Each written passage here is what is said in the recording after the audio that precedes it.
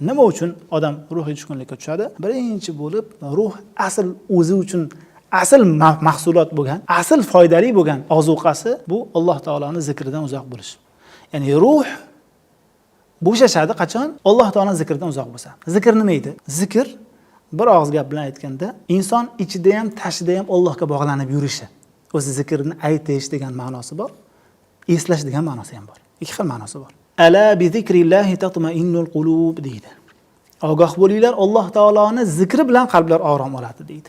Alloh taolo bu yerda, bu oyatda har ikkala ma'noni aytyapti. Til bilan ham Allohni eslash kerak inson, qalb bilan ham Allohni eslash kerak. Til bilan Allohni eslash muayyan o'rinlarda bo'lishi mumkin. Subhanalloh, alhamdulillah, Allohu akbar. Yoki bo'lmasa o'zbekcha qilib bo'lsa ham Alloh taolo bergan ne'matga e'tirof qilish, Allohga hamd aytish, shukr aytish, Allohni buyuklash, ulug'lash, hammasi. La ilaha illalloh bilan hammasi zikr. Yoki bo'lmasa inson qalbda Alloh taolo hamma borliqda boshqaruvchisi, tasarruf qiluvchisi ekanligini eslash. Eslaganda ham iymon bilan. Bizni boshimizga tushayotgan ishlar, qilayotgan ishlarimiz sababchisi, borliqda bo'layotgan ishlarda tasarruf Allohning qo'lida-ku deb eslab turish. Bu zikr. Mana shu zikrlar bilan bandaning qalbi orom oladi. Demak, birinchi sababni aytdikki, zikrdan xoriylik qalbga mahzunlik keltiradi.